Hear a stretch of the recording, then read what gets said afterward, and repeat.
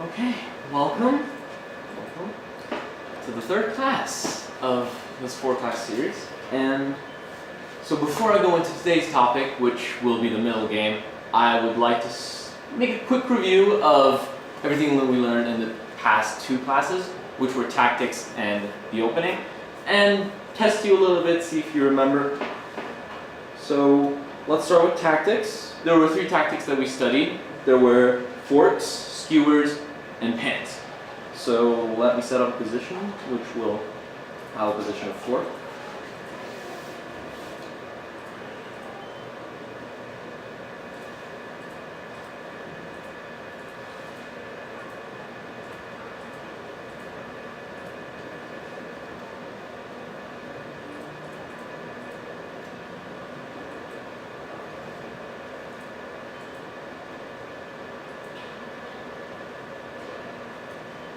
So, in this position, white is to move. And this position is actually from the 10th round of the 26th World Chess Championship, which was between Tigran Petrosian and Boris Spassky.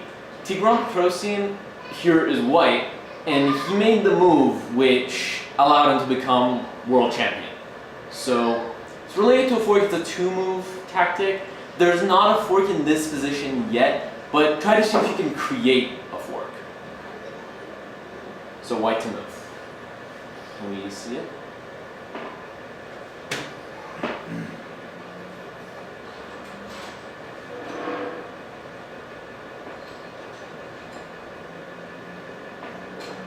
So we know that the rook is hanging, right?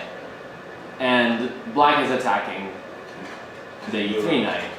So if we were just to take knight takes f7, black would take this knight, and while we have gained the rook, and white is a pawn up, right? White is just a pawn up. Our king is extremely weak, and black could achieve perpetual check against this. So in this position, we can't really do anything as white, right? The knight has to retreat. It can't retreat to this square or this square because the black queen can take it. White plays knight e5, then just black can keep checking, right? So white can play king g1. A choice white could have is playing queen g2 and trading queens. But in that situation, he's just a pawn up. Not yet a very decisive advantage.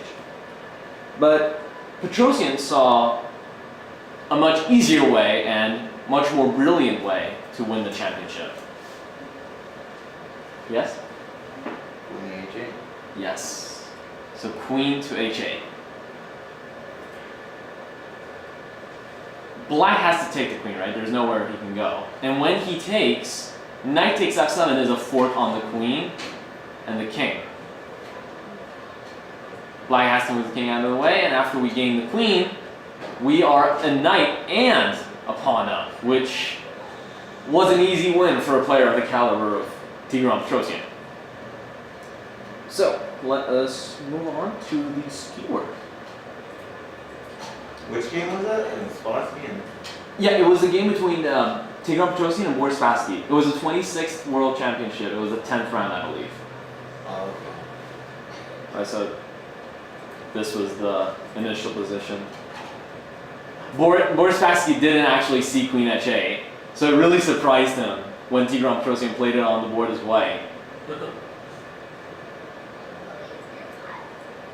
It's actually said that he got really mad at the chessboard toward Tigran. So let's go to the pin then.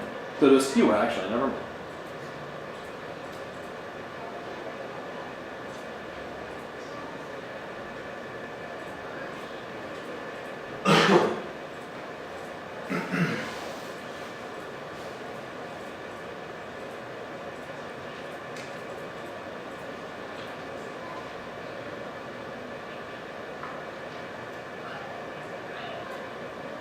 So, white is to move in this position. Black has just played bishop from e7 to c5 and has attacked our rook. In this position, white has a very clean way to gain material and win the game by using the tactic known as skewer. So Do we see?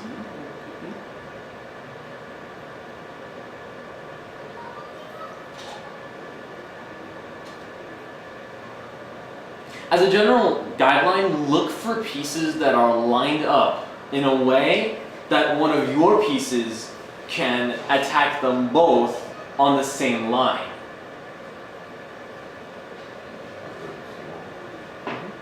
Sorry? Rook C1. Correct. Rook c1. The bishops are lined up, right? There's no way to protect the c5 bishop, and if black moves the bishop away from attack, we gain the other bishop. Just a little trap that was in the position. Rook f1 is not a true skewer. It might look like a skewer, right? Because the pieces are lined up, but the bishop is protecting the rook. So it's So it's not really material advantage here afterwards. So just black can just play king g7 and be out of harm's way. So that is it with the skewer. Let's move on to the pin.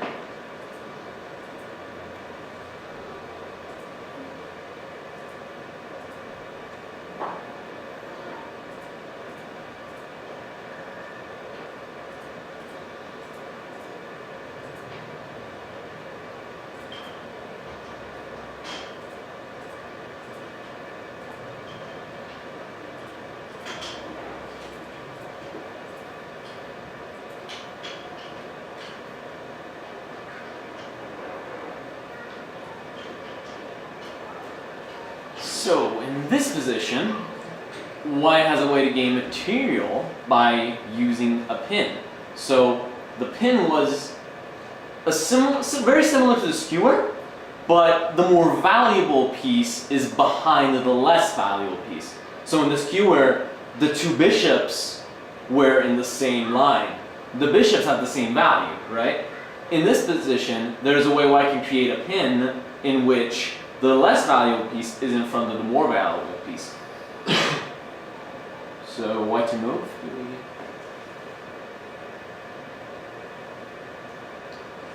Once again, a same pattern that sticks is that the pieces are going to be lined up, either in a diagonal or in a rank or in a file. But there's going to be three pieces in the same file for a pin or a skewer to occur.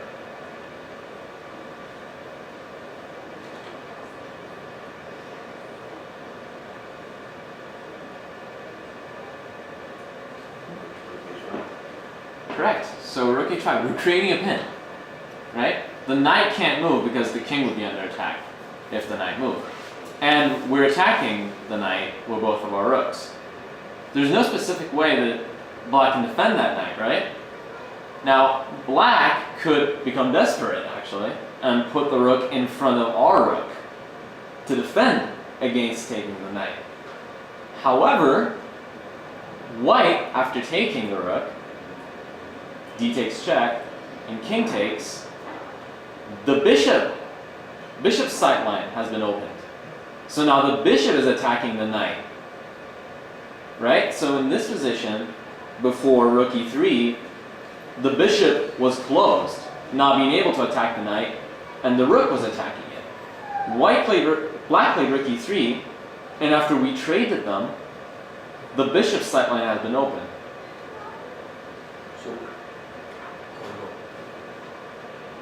Any questions? Or no. I got a question about the pins. They say like, or I've heard like your level or like the higher like GM level. Isn't that like the most common one like that's used like in like top games? Like there's always right. like a lot, everything always gets like. Everything gets pinned in top games, right? Because especially in the opening, because they're developing their pieces, they tend to get in each other's way and try to prevent the other player from developing the pieces. The other very common tactic that people use at the very top level is the double attack. And I'm not saying the double attack in the sense of the fork, in a much more subtler way, probably in a more positional and strategic way. But yes, the pin is considered very popular among grandmasters and top level players. Maybe too, like you were saying, double attack, because that's almost like that's like a very similar theme almost to the fork. like a skier sometimes. Or I mean, Right, a pin. Right, but the pin is not allowing the less valuable piece Yeah. to move. Because if it moves, we would take the more valuable piece, right? Right. In the case of double attack, we're attacking two pieces at the same time. Now, Oh. in Grandmaster games, there's a big difference. Because Grandmasters wouldn't let an opponent attack two pieces at the same time, right? What I mean by double attack in Grandmaster games is that you attack two strong points. So for example, a double attack in Grandmaster games would be an attack on a piece and an attack on a square, or an attack on a pawn structure. Oh, okay. So double attack in Grandmaster games has a much more broader sense than just attacking pieces.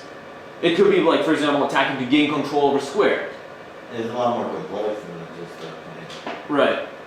Yeah, I never thought of that. Like because I always thought like a double, like attacking two pieces, but you could Right. be just attacking two different areas or Right. just a weakness. Right. So that's why just Grandmasters are able to see when to do that kind of double attack.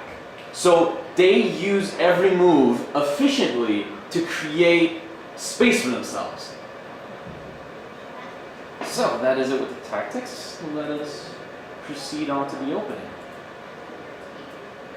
So just as a reminder, when in the opening we're trying to control the four squares on each side. So for white it would be C4, D4, E4, and F4. For black it would be C5, D5, E5, and F5.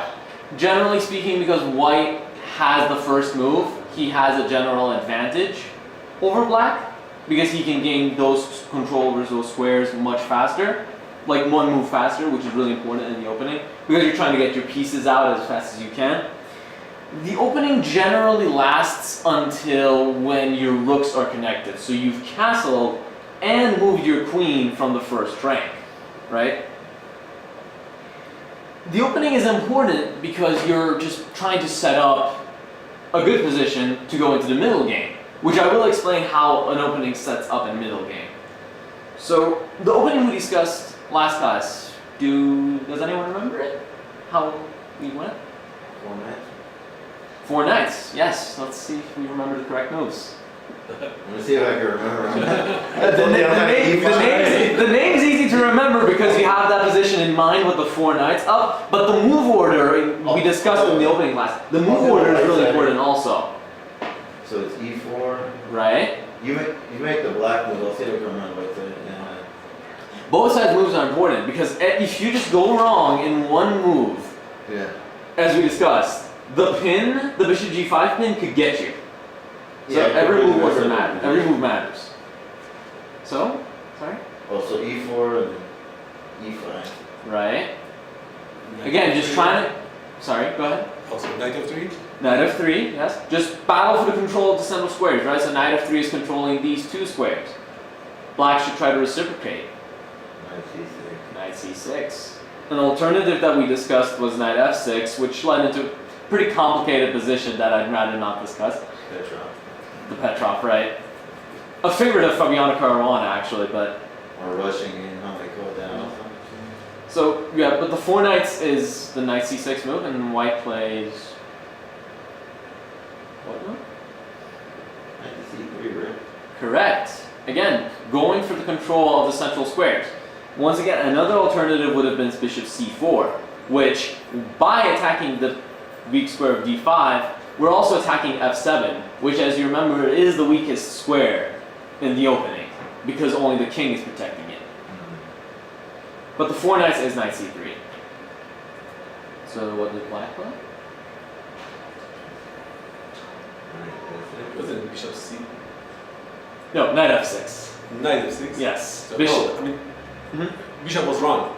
Yeah, bishop c5. Okay, it's not wrong. Again, it just gives white an easier way to gain advantage. Oh, right. Because white in the beginning of the opening always has a slight advantage. It's just that when you transfer into the middle game, he loses it because he's not able to use it with mobility. Bishop use the c5 time. would. Right. This one, can't you go, Knight takes e5. yeah, knight and then. So you yeah, go in this position is E4. actually the trap of. knight takes e5, because you're luring black into a fork. I played this so many times when I first learned chess, Right. but I couldn't figure out. I'm like, how does he always win a piece?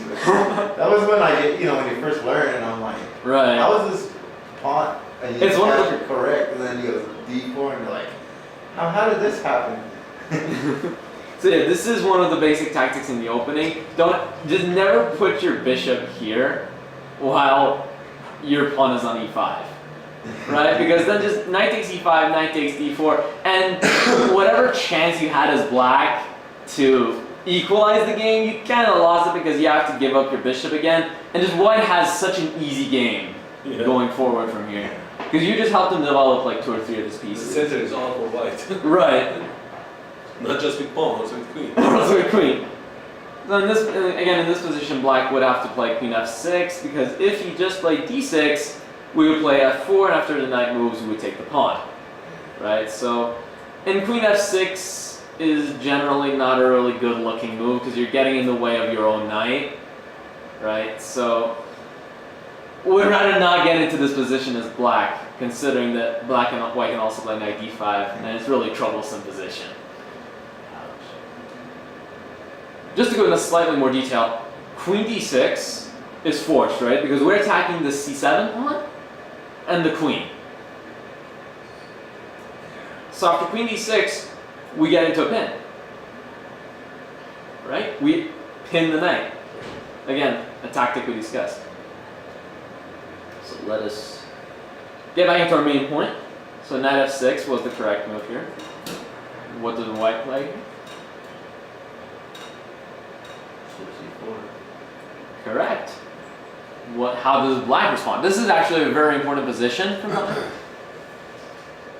because it determines how he's going to play.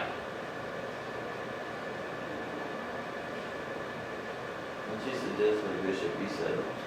Correct. So bishop e7. This goes slightly against our idea that we have to control the center, but it's just that after bishop c5, as I discussed in the last class,